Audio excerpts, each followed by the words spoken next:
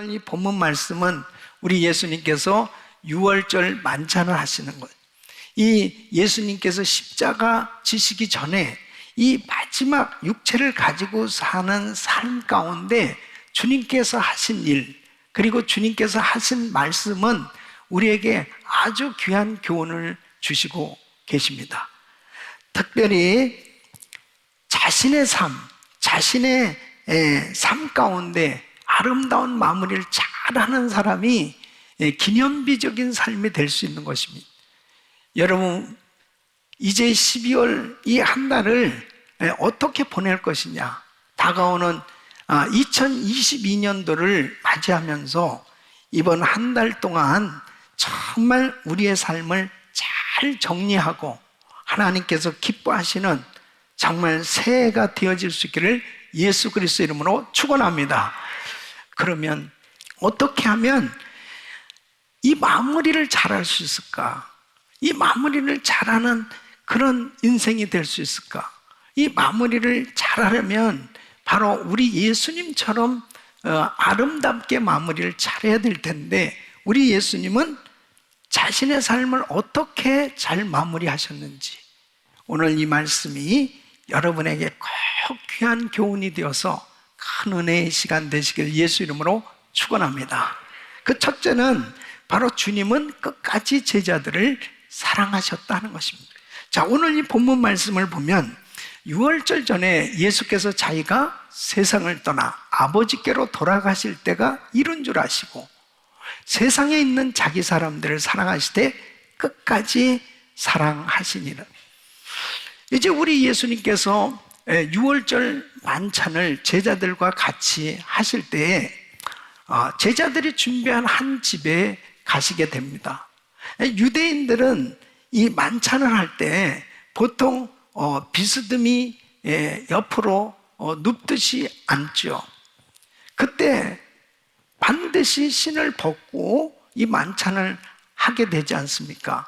보통 잔치집에서는 손님을 초청하면 종들이 이제 그들의 발을 씻겨주는데, 이제 예수님의 발은 제자들이 씻겨줄 수 있겠죠. 그러면 이 제자들의 발은 누가 씻겨줄까요? 이 제자들이 예루살렘에 오면서도 노중에서 서로 누가 높냐고 다투는 그런 상황이었지 않습니까? 궁금할 거예요. 그런데 사도 요한은 오늘 이 본문에 이렇게 기록을 하고 있는 거예요. 예수님은 처음부터 제자들을 사랑하셨고 지금도 동행하셨지만 주님은 저들을 끝까지 사랑하셨다. 그 사랑하신 것을 무엇으로 표현하고 있냐면은 바로 예수님께서 제자들의 발을 씻겨주시는 겁니다. 예수님께서 이제 태아에 물을 준비하셨겠죠. 그리고 허리에 그 수건을 준비하시고 그 제자들의 발을 일일이 씻겨주시는 장면이 있어요. 그 예수님께서 제자들의 발 씻겨줄 때 제자들이 너무 당황한 겁니다. 그래서 베드로는 요한복음 13장 8절에 펄펄 뛰면서 내 발 절대로 씻기지 못합니다. 아니 왜 이러세요? 그러면서 당황할 정도로 제자들이 주님이 발을 씻겨주시는 것에 대해서 너무 송구할 만큼 그렇게 여겨졌던 것 같습니다. 근데 우리 주님께서 제자들의 발을 씻겨주시면서 요한복음 13장 14절로 15절에 이렇게 말씀하십니다. 내가 주와 또는 선생이 되어 너희 발을 씻겼으니 너희도 서로 발을 씻기는 것이 옳으니라. 내가 너희에게 행한 것 같이 너희도 행하게 하려 하여 본을 보였노라. 그러니까 우리 주님께서 이 제자들의 발을 씻겨주시면서 이제 우리 주님은 이 제자들이 겪게 될 이 믿음의 시련을 잘 알고 계세요. 그리고 이 제자들이 인격적으로도 서로 부족해서 서로 다투고 그러면서 정말 그들이 앞으로 이 세상에서 주의 사역을 감당해야 될 그런 여러 가지 모습들을 생각하시면서 우리 주님은 이 제자들의 발을 씻겨주셨을 것입니다. 그러면서 우리 주님께서는 요한복음 13장 34절 35절에 놀라운 계명을 말씀하시는 거예요. 새 계명을 너에게 주노니 서로 사랑하라. 내가 너희를 사랑한 것 같이 너희도 서로 사랑하라. 너희가 서로 사랑하면 이로써 모든 사람이 너희가 내 제자인 줄 알리라. 바로 주님께서는 사랑해야 될 것을 강조하십니다. 그래서 주님께서는 이 제자들의 발을 씻겨주면서 사랑을 표현하신 거예요. 제자들 가운데는 예수를 3번씩이나 부인하게 될 베드로의 그 발도 주님께서 씻겨주신 거고, 예수님을 이제 예수님을 배반하고 예수님을 가룟 유다의 발도 예수님께서 씻어주시는 걸 볼 수 있습니다. 그러니까 우리 주님은 그들이 다 주를 버리고 도망갈 것도 아시고 주님을 부인할 것도 아시고 배반할 것도 다 아시면서도 그들의 발을 씻겨주십니다. 그 다음에 예수님께서 하신 것은 그 다음날 십자가에 못 박혀 죽으신 것입니다. 누구 때문에 우리 주님께서 십자가에 못 박혀 죽으신 겁니까? 바로 저들의 죄를 위해서 자신의 목숨을 내어주시는 주님의 희생적인 사랑을 우리 주님께서 우리에게 보여주신 것입니다. 그래서 결국 주님께서 제자들에게 남겨준 인생이 무엇이냐? 제자들을 끝까지 사랑하시는 모습이었습니다. 사랑하는 성도 여러분, 바로 우리 주님은 우리에게 마지막까지 끝까지 보여주신 것이 뭐냐? 사랑이었습니다. 그 사랑을 받은 우리가 할 수 있는 것은 주님처럼 끝까지 사랑하는 것입니다. 우리 주님께서 십자가에 못 박히셨을 때 그 십자가 밑에 모인 사람들이 있었습니다. 요한복음 19장 26절 27절 보면 예수께서 그 모친과 사랑하시는 제자가 곁에 선 것을 보시고 그 모친께 말씀하시되 여자여 보소서 아들이니다 하시고, 또 그 제자에게 이르시되 보라 내 어머니라 하신데 그때부터 그 제자가 자기 집에 모시니라. 우리 주님의 사랑은 끝까지 사랑이에요. 그 어머니를 끝까지 기억하고 사랑하는 모습, 제자들을 끝까지 사랑하시는 우리 주님의 그 사랑을 받은 우리도 정말 주님처럼 끝까지 사랑할 수 있기를 축원합니다. 낮아져서 섬기고, 그리고 사랑의 삶, 섬김의 삶, 이런 이 사랑이 바로 우리 삶의 아름다운 마무리의 가장 중요한 요소가 되는 것입니다. 몇 년 전에 우리 일부 성가대 임마누엘 성가대에서 성가대원으로 또 찬양을 열심히 하시고 또 뜨레스티아스에 올라가셔서 늘 봉사하셨던 권사님이 계세요.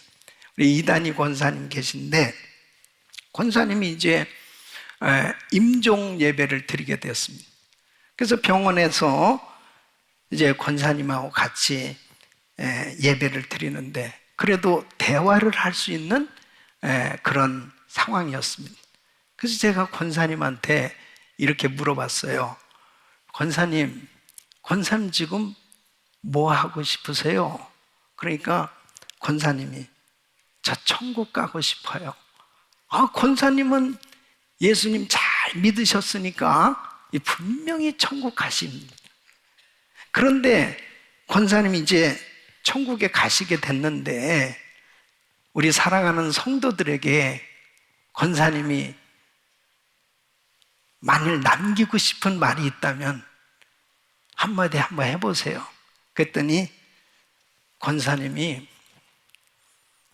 서로 사랑하라 그렇게 말씀하시는 거예요. 그래서 제가 권사님 손을 잡고, 와, 예수님처럼 말씀하시네.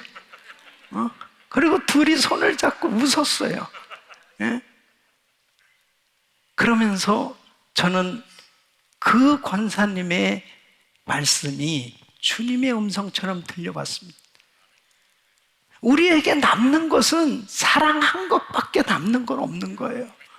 결국 우리가 큰 일을 하고 뭐 어떤 일을 한다 하더라도 내가 이 세상을 살다가 이 세상을 떠날 때 남겨질 수 있다면 내가 사랑한 것만 남는다니까요. 바로 우리 주님께서 이 땅에 남겨주신 마지막 모습은 사랑이었습니다. 여러분, 팬데믹 가운데 금년 한 해를 지나면서 나는 우리 가족들을 얼마나 사랑했는지, 나는 우리 가정교회 식구들을 얼마나 사랑했는지, 우리 삶 가운데 나와 관계된 사람들을 얼마나 사랑했는지, 이것을 다시 한번 돌아보는 시간입니다. 이 팬데믹 가운데 서로 만나지도 못하고 서로 참 교제하기 어려운 시기임에도 불구하고 참 신기한 거는 잘 싸운다는 사실입니다. 여러분, 참 신기하지 않습니까? 그 짧게 사는 인생임에도 불구하고 사람들이 불편한 관계를 만들고 사는 사람들이 너무 많이 있는 거예요. 이 마지막 때는 사랑이 식어지는 시대가 되었기 때문에 그렇죠.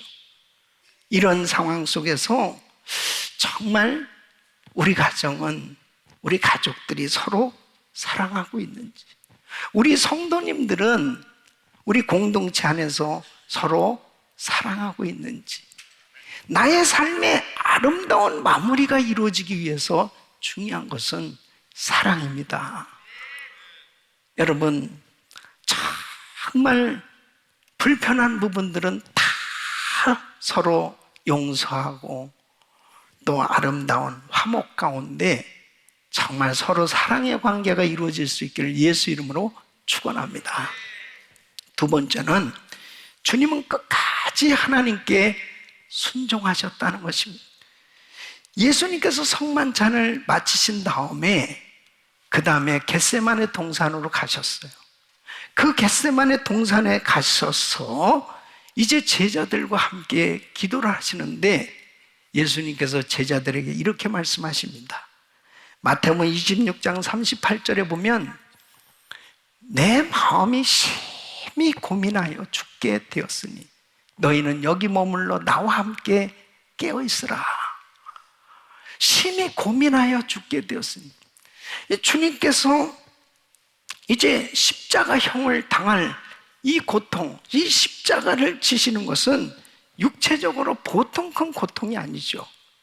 그런데 사실은 이런 육체적인 고통도 크지만 그거보다 더 큰 고통은 죄가 없으신 주님께서 인류의 죄를 끌어안고 죽으실 때 그 당할 그 영적인 고통이죠. 죄를 경험해야 되는 고통, 하나님과의 관계가 단절되는 그 아픔의 고통, 이러한 고통을 정말 우리 주님께서는 너무나 이 마음 가운데 말할 수 없는 아픔을 느끼셨을 것입니다. 그래서 우리 주님께서 얼마나 간절히 기도하셨냐. 누가복음 22장 44절에 보면 예수께서 힘쓰고 애써 더욱 간절히 기도하시니 땀이 땅에 떨어지는 핏방울 같이 되더라. 핏방울이 될 만큼 그렇게 간절히 기도하십니다. 얼마나 힘드셨으면 모세혈관이 터질 만큼 그렇게 애써서 부르짖으며 기도하셨을까? 사실 우리 주님께서 처음에 육신적으로 기도하실 때는 누가복음 22장 42절을 보면 아버지여, 만일 아버지의 뜻이거든 이 잔을 내게서 옮기시옵소서. 너무 고통스러운 거예요. 너무 힘드신 거예요.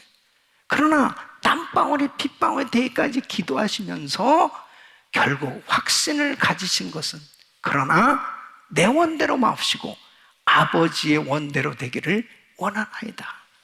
결국 주님께서 가장 두려운 것은 죽음이 아니고 바로 아버지의 뜻에 불순종하는 것이 두려운 거예요. 여러분, 아버지 하나님의 뜻대로 사는 인생이 돼야지, 아버지의 뜻에 불순종하는 인생은 결국 복된 인생이 될 수 없는 것이죠. 그러니까 우리 예수님께서 육신적으로는 정말 이 잔을 내게서 지나가게 하옵소서, 바로 그 십자가를 지는 것은 너무나 큰 고통인데, 아버지의 뜻대로 순종하는 인생이 복된 인생인데 불순종하는 인생이 되어져서는 안 되는 그 고통을 기도를 통해서 결국 불순종을 순종으로, 그리고 십자가를 지시게 된 줄로 믿습니다. 주님이 순종하는 것이 그냥 쉬웠으면 땀방울이 핏방울 되기까지 기도하셨겠냐고요. 순종하는 것은 어려운 거예요. 그러나 순종하는 삶이 바로 복된 인생이기 때문에, 그리고 주님 주신 사명을 감당하는 그 복된 삶이 되기 때문에 순종할 수 있는 거죠. 사랑하는 성도 여러분, 한 해를 보내면서 내가 순종이 안 된 부분이 뭘까? 여러분, 순종이 쉽지 않아요. 순종이 어렵기 때문에 참 예수님께서도 그렇게 땀방울이 핏방울 되기까지 그렇게 기도를 하신 거죠. 그런데 중요한 사실은 하나님께서는 내 힘으로 순종이 되어지는 것은 쉽지 않은 건 주님이 잘 알고 계신 거예요. 내가 순종하려고 작정만 하면 성령님이 도와주셔서 은혜를 주셔서 순종할 때 승리하게 하신 줄로 믿습니다. 그러므로 내가 순종이 안 된 부분이 뭔지를 다시 한번 잘 말씀을 통해서 정리하시고, 이번 한 달 동안도 한 해를 돌아보면서 하나님의 말씀에 전적으로 순종함으로 복된 삶, 아름다운 마무리가 이루어질 수 있기를 축원합니다. 세 번째는 주님은 끝까지 복음을 전파하셨다는 것입니다. 예수님께서 이 땅에 십자가 구속 사역을 위해서 오셨어요. 우리 주님께서 이 땅에 오셔서 하신 일은 마태복음 9장 35절에 보면 예수께서 모든 성과 촌에 두루다니사 저희 회당에서 가르치시며 천국 복음을 전파하십니다. 모든 병과 모든 약한 것을 고치시는, 우리 주님은 공생의 사역 하시는 동안에 천국 복음을 전파하시고 병든 자를 고치시고 제자들을 가르치시면서 계속 복음을 전하셨습니다. 근데 공생의 사역의 마지막 그 순간이 굉장히 중요하잖아요. 사람들은 항상 처음에는 다 잘하다가도 점점 나중이 되어져서는 결국 이 본질을 흐리는, 사역의 본질을 흐리는 이런 경우로 삶이 마무리되기가 쉬워요. 그런데 우리 주님은 이제 십자가 지시기 전에 이 마지막 공생의 주간에 이스라엘의 제사장들, 장로들, 자기를 잡아서 이제 죽이려고 하는 무리들 앞에 바로 진리를 증거하시는 모습을 보게 됩니다. 그 진리는 바로 예수가 그리스도시요, 예수가 메시아, 하나님의 구원자이심을 증거하는 거예요. 그래서 누가복음 22장 66절로 70절 말씀 보면 날이 새매 백성의 장로들 곧 대제사장들과 서기관들이 모여 예수를 그 공회로 끌어들여 가로되 내가 그리스도였든 우리에게 말하라. 대답할 때 내가 말할지라도 너희가 믿지 아니할 것이요 내가 물어도 너희가 대답지 아니할 것이니라. 그러나 이제 후로는 인자가 하나님의 권능의 우편에 앉아 있으리라 하시니 다 가로되 그러면 내가 하나님의 아들이냐? 대답하시되 너희 말과 같이 내가 크니라. 바로 예수님이 내가 하나님의 아들이다, 내가 메시아야, 내가 그리스도야, 이렇게 분명하게 증거하시는 걸 볼 수 있습니다. 여러분, 예수님께서 바로 그리스도 메시아 하나님의 아들이라고 이렇게 증거하시면 반드시 죽게 돼 있습니다. 신성모독죄. 이것은 로마 제국의 반역죄로 이제 고소를 당하고 십자가형을 당하게 될 것을 주님은 아세요.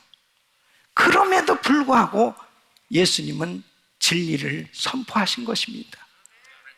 사랑하는 성도 여러분, 우리는 마지막 순간까지도 복음 전해야 되는 것입니다. 결국 예수님은 로마 총독 빌라도 앞에 서게 됩니다. 요한복음 18장 37절에 이제 빌라도가 이렇게 묻습니다. 그러면 내가 왕이 아니냐? 예수께서 대답하실 때 내 말과 같이 내가 왕이니라. 내가 이를 위하여 났으며 이를 위하여 세상에 왔나니 곧 진리에 대하여 증거하려 함이로. 무릇 진리에 속한 자는 내 소리를 듣느니라. 내가 왕이다. 그렇게 분명하게 증거를 하십니다. 예수님은 얼마든지 자신을 변호함으로 인해서 무혐의 판결을 받으실 수 있죠. 그러나 주님은 분명하게 진리를 선포하신 거예요. 사랑하는 성도 여러분, 우리가 복음을 전하는 것은 그 복음을 전함으로 인해서 내가 불이익을 당하고 내가 어려움을 당한다 할지라도 우리는 끝까지 복음을 전해야 될 줄로 믿습니다. 이게 크리스천이에요. 디모데전서 6장 13절 14절 보면 바울은 이렇게 끝까지 복음을 증거하신 예수님을 배우라고 디모데에게 강력하게 권고하는 걸 볼 수 있습니다. 만물을 살게 하신 하나님 앞과 본디오 빌라도를 향하여 선한 증거로 증거하신 그리스도 예수 앞에서 내가 너를 명하노니 우리 주 예수 그리스도 나타나실 때까지 점도 없고 책망받을 것도 없이 이 명령을 지키라. 사랑하는 성도 여러분, 복음의 군사답게 끝까지 어떤 상황 가운데서도 복음을 증거할 수 있기를 바랍니다. 한 해를 돌아보면서 나는 얼마만큼 복음을 전하고 살았나 다시 한번 점검해 보는 시간입니다. 조지 트루엣은 이렇게 이야기를 합니다. 예수께 한 영혼을 인도하는 것이 이 세상을 살아가면서 얻을 수 있는 가장 귀한 것이다. 여러분, 이 세상에 참 가치 있고 소중한 그렇게 여겨질 만한 많은 일들이 있지만 가장 귀한 일은 복음 전하는 거예요. 그 귀한 영혼 살리는 일보다 더 중요한 일은 없습니다. 그래서 내가 어떤 일을 하든지 나의 삶을 통해서 복음이 전해지는 것, 이것이 가장 가치 있는 일이 되는 것입니다. 복음으로 충만한 삶이 되어지죠. 그러면 우리의 말 한마디, 우리의 삶을 통해서 다 예수님이 전해지기 시작하는 겁니다. 여러분, 초대교회 유명한 설교자요, 또 대주교 감독이었던 이 크리소스톰은 당시에 그 왕과 왕후가 부패하고 그리고 잘못된 것은 그들을 말씀을 통해서 분명하게 지적하고 비난할 때 당연히 핍박을 받을 수밖에 없었겠죠. 그를 감금하게 됩니다. 그 감금당해서 그는 이렇게 기도합니다. 주여, 저에게 이렇게 조용한 기도실을 주시니 감사합니다. 그러니까 이놈은 아주 흉악한 범죄자들을 속에다 집어넣어야 되겠다. 그래서 왕이 명령합니다. 흉악한 범죄자들에게 넣어라. 그곳에서 이렇게 기도합니다. 주님, 불쌍한 죄수들에게 복음 전하게 파송하시니 감사합니다. 그러니까 이런 놈은 그냥 죽여버려야 되겠다. 그 사형 소식을 듣습니다. 그 가운데서 그는 이렇게 기도합니다. 주님, 성도의 가장 아름다운 죽음이 순결하였는데 부족한 자에게 그러한 영광을 주시니 감사합니다. 그러니까 사방에서 데모가 일어나고, 이분이 존경받는 인물이니까 뭐 사형 언도를 할 수 없으니까 이제 그를 유배를 보냈습니다. 그 유배지에서 그는 이렇게 기도합니다. 주님, 아직도 종이 할 일이 남아있는 것이 있습니까? 죽기까지 충성할 수 있도록 하시니 감사합니다. 참 놀랍지 않습니까?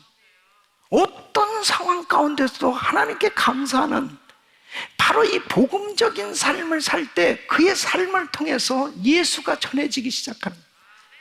그러면서 그는 그 자기를 핍박하는 황제를 향해서 이렇게 마지막 설교를 했다고 합니다.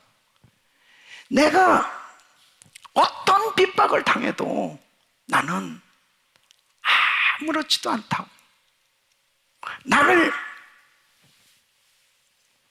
밖으로 내어 던진다면 나는 엘리야와 같이 될 것이고, 나를 구덩이에 던진다면 나는 에레미야 같이 될 것이고, 나를 바다에 던진다면 요나처럼 될 것이요, 나를 칼로 내 목을 친다면 세례 요한 같이 될 것이고, 나를 돌로 쳐 죽인다면 스데반 같이 될 것이고, 나에게 심한 매질을 하면서 나에게 고통을 준다면 바울과 같이 될 것이다.